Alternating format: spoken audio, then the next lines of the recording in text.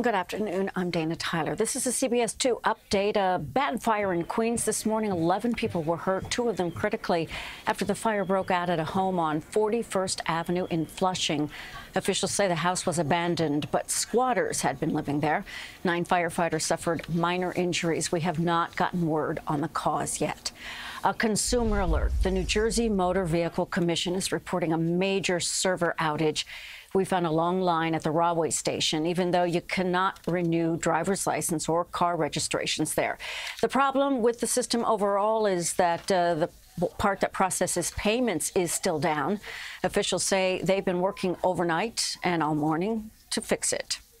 A series of schedule and route changes begin today for NJ Transit riders. The state-owned transportation system is behind schedule, installing an emergency system required by the Federal Rail Safety Improvement Act. Here's CBS 2's Natalie Duddridge. Get ready for a disrupted ride. Service changes and delays started this morning on several New Jersey transit lines that will last until the end of the year, as crews work to install a critical safety upgrade affecting thousands of commuters, including those in Short Hills, New Jersey. Well, it's a nuisance. You have to work your life around it. But I guess it's something that's written, right? You can't help it. It's called Positive Train Control, or PTC, a federally mandated emergency braking system that can automatically stop trains to prevent crashes. The measure was introduced after a number of collisions in the last couple of years, including one in Hoboken in 2016 that left 1 woman dead.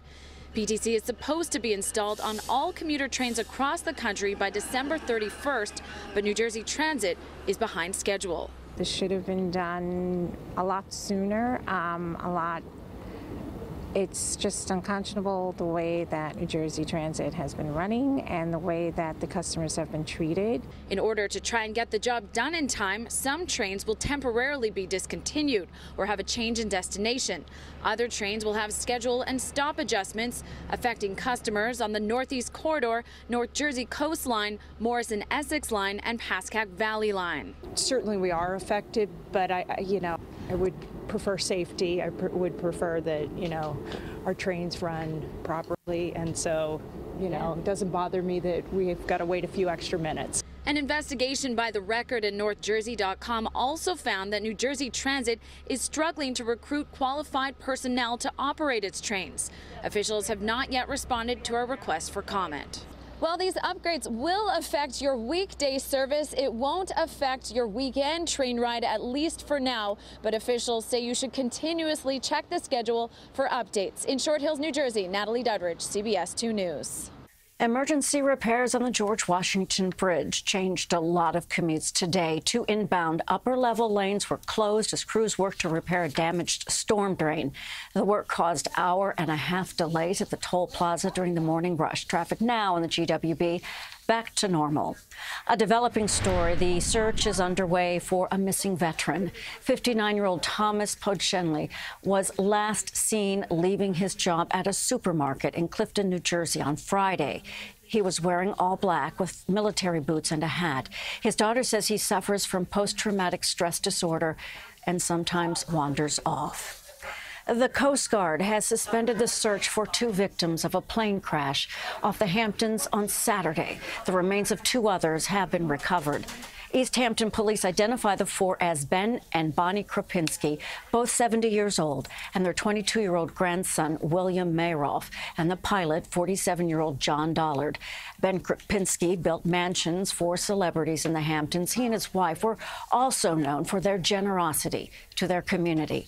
The NTSB is investigating the cause of the plane crash. A comeback cut short in Paris right before a much-anticipated match. Serena Williams pulled out of the French Open today before taking on Maria Sharapova. I'm beyond disappointed. I gave up so much, from time with my daughter to time with my family, and I put everything on the court, and all for this moment. And so it's really difficult to be in this situation, but I always, for now in my life, I just try to always think positive and just think of the bigger picture and hopefully the next events and the rest of the year. The 23-time Grand Slam winner says she can't serve because of a problem with her pectoral muscle.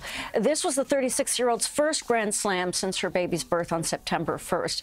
Williams says she hopes to be recovered for future Grand Slams. In health news, some breast cancer patients may not have to go through chemotherapy. A new study finds that nearly 70% of women with early-stage breast cancer may be able to safely skip chemotherapy after their tumors have been removed.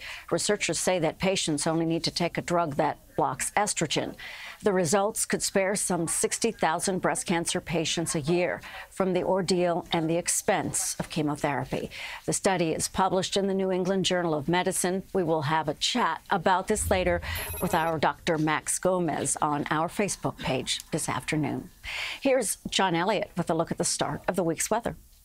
Good Monday morning. How about that crazy wild weekend, huh? Woo! So hot and steamy on Saturday, so raw and cold on Sunday.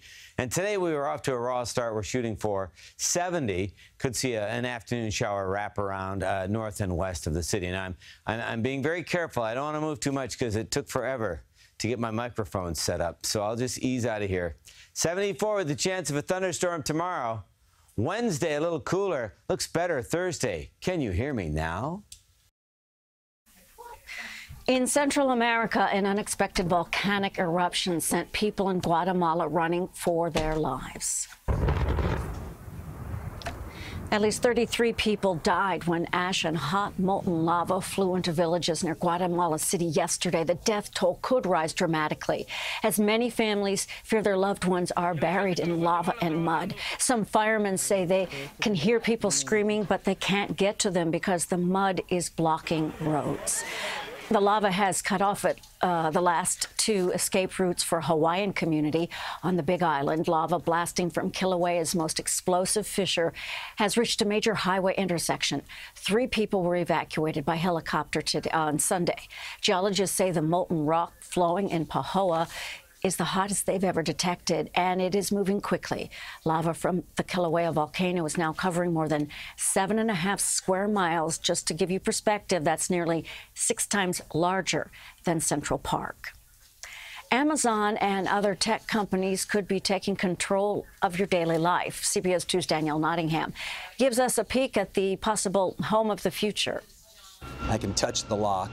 And it opens. And it'll unlock. This home in Southern California is wired for the future. Alexa, set the thermostat to 70 degrees.